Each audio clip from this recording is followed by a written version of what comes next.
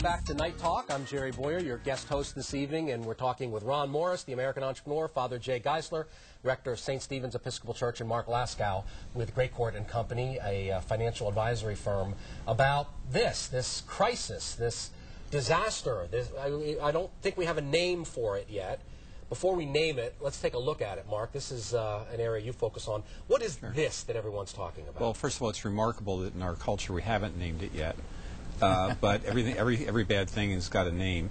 I think there are really three main things going on here. First, there was a crisis in the banking system based on slovenly lending in a number of classes of loans. Very simple. Mortgages were only one part of it. The second crisis that followed directly from that, it rippled out into the stock market and other kinds of investments, simply because people who owned all the bad loans had to sell other stocks and financial assets to cover their loans when these financial assets weren't good anymore. And then finally, and after some delay, it spilled over into the real economy, by which I mean Main Street, factories, transportation and services. And it was not inevitable that that happened, in my opinion.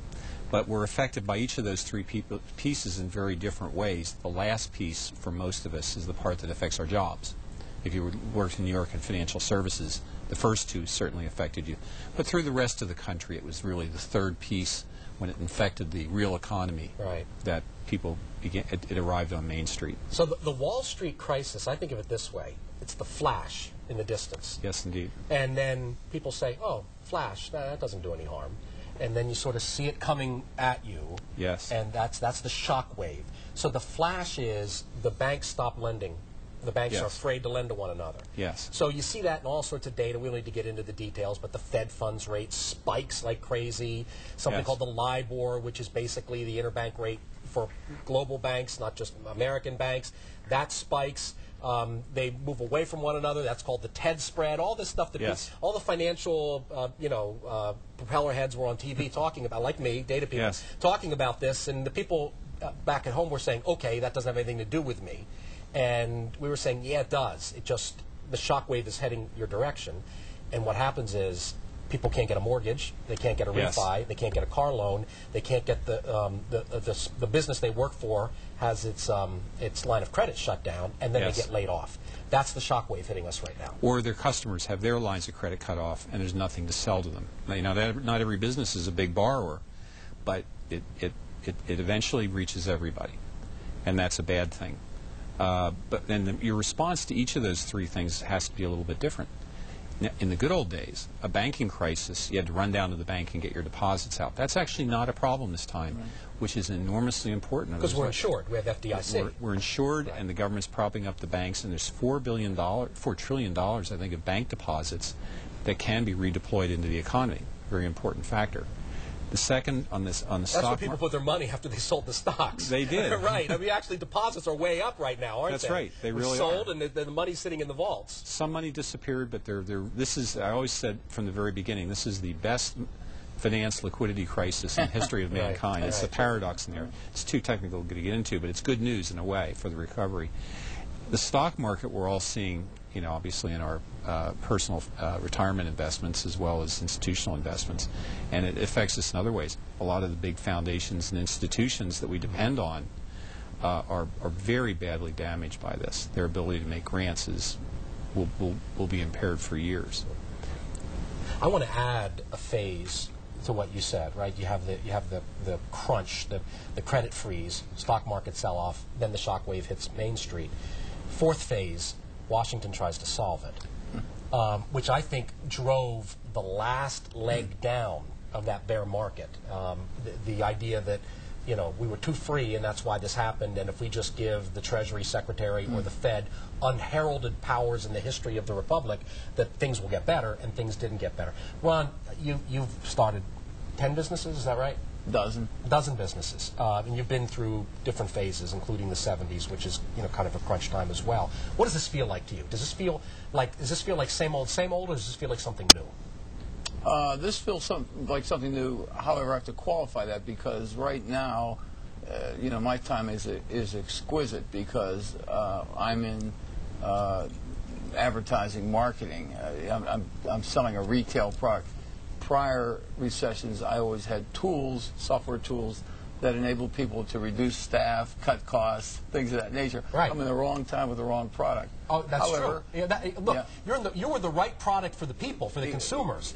But you're not. But you're not with the right product right now for you exactly. as an investor, Yeah. right? I get that. So yeah, and so therefore it feels different.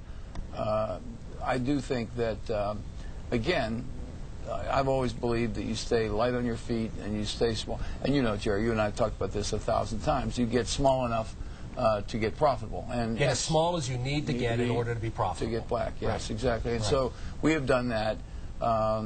It's hard, it's painful, but it beats the alternative. So, you know, we've done what everybody else in America is doing. I was saying before the show that I don't know any company that hasn't curtailed wages, had people take unpaid days and things of that nature.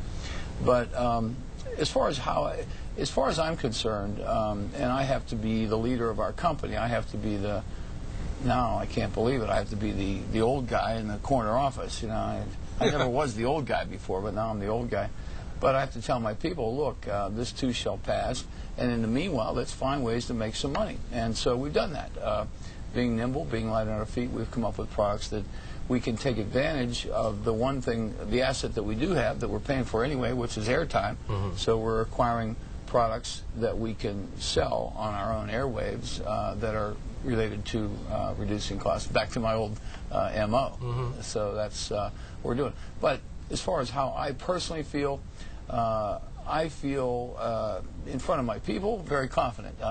At night at home, my wife has to listen to me, you know, complain. But you know, there's cameras here. Yes, I mean, maybe I should remind you of that. No, right. Getting well, confessions, there's a wife here too. Right, you know, so. right. But it's you know, look, you know, I just went through 5 years of cancer. I have been bankrupt, and I've been run over by a truck. I mean, this doesn't really.